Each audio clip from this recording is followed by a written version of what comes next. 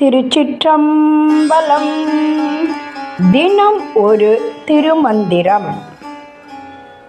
திருச்சிற்றம்பலம்.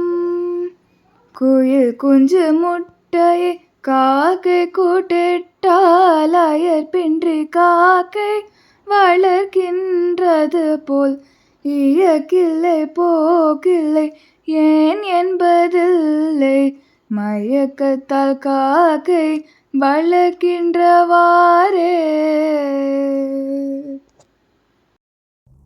திருச்சிற்றம்பலம். குயிர்குஞ்சு முட்டையை காக்கை கூட்டியிட்டால் என்று தொடங்கும் பாடலை இப்பொழுது நாம் காணப்போகிறோம். குயிர்குஞ்சு முட்டையை காக்கை கூட்டியிட்டால் இவ்வளவு அழகான வரிகள் பாருங்கள். குயில் தனது முட்டையை கொண்டு போய் காக்கையின் கூட்டில் வைக்கிறது. பார்ப்பதற்கு 2 முட்டைகளும் ஒன்றாகவே இருக்கும். அயர்ப்பு இன்றி காக்கையை வளர்க்கின்றது போல். அந்த முட்டை தன்னுடையது அல்ல என்ற சந்தேகம் அதற்கு வரவே இல்லை. அயர்ப்பை இடை துளி கூட இல்லை.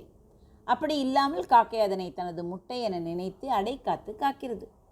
இயக்கி இல்லை போக்கு இல்லை ஏன் என்பது இல்லை. அதாவது கருவில் இருக்கும் அந்த உயிருக்கு தான் யார் என்ற உணர்வில்லை. இயக்கி இல்லை என்று கூறுகிறாரே, அதுதான். தான் எங்கிருந்து வந்தோம் என்ற அறிவும் இல்லை, போக்கு இல்லை. தன்னை வளர்ப்பது யார் என்ற கேள்வியும் ஏன் என்பதும் இல்லை. அந்த கேள்வியும் எழுவது கிடையாது. மயக்கத்தால் காக்கை வளர்க்கின்றவாறே. காக்கை எவ்வாறு ஒரு மயக்கத்தினால், அதாவது அறியாமையினால் மாற்றுப்பறவையின் குஞ்சை தன் குஞ்சு என வளர்க்கிறதோ, அதுபோலவே இந்த உலகத்தில் உயிர்கள் தங்களின் உண்மையான தந்தை இறைவன் என்பதை மறந்து இந்த உடல் சார்ந்த உறவுகளையும் மாயையும் மெய் என்று நம்பி வளர்கின்றன. எவ்வளவு அழகான கருத்துக்கள் பாருங்கள். இயற்கையிலேயே குயிலுக்கு கூடு கட்ட தெரியாது. அது காக்கையின் கூட்டில் முட்டையிடும். காக்கை என்ன செய்யும்? தன் முட்டை என்றே எண்ணி அதற்கு வெப்பம் கொடுத்து குஞ்சு பொரிக்க செய்யும். அந்த குஞ்சு வளர்ந்துவிடும். அதுவரை காக்கையைப் போலவே இருக்கும் காக்கையும் தன் குஞ்சு என நினைத்து அதற்கு உணவு ஊட்டும்.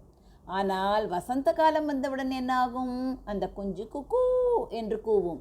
அப்போதுதான் காக்கைக்கு தெரியும் அது தன் குஞ்சு அல்ல என்று. குஞ்சிற்கும் அப்போதுதான் தான் ஒரு குயில் என்கிற உண்மை புரிந்துவிடும். அதுவரை அந்த தாய் சேய் உறவு ஒரு மயக்கத்தில் தான் நீடிக்கிறது. இங்கே காக்கை என்பது என்ன? மாயை அல்லது அவித்தை. அவித்தை என்றால் அறியாமை. குயில் குஞ்சு என்பது நம்முடைய ஆன்மா. குயில் என்பது இறைவன். நம் ஆன்மா உண்மையில் இறைவனிடம், அதாவது குயிலிலிருந்து வந்தது. ஆனால் அது மாயை காக்கை எனும் கூட்டில் பிறந்து வளர்கிறது. நான் இந்த உடம்பு, இவர்தான் என் தந்தை, இவர்தான் என் தாய் என்று நாம் காக்கை குஞ்சு போல மயக்கத்தில் இருக்கிறோம். எப்போது குருவின் அருள் எனும் வசந்த காலம் வருகிறதோ அப்போதுதான் நாம் இந்த உடல் அல்ல, நாம் இறைவனின் அம்சம் என்ற ஞானம் நமக்கு உதிக்கும். அறியாமையினால் நாம் உலக பந்தங்களை நிஜம் என்று நம்பி விடுகிறோம்.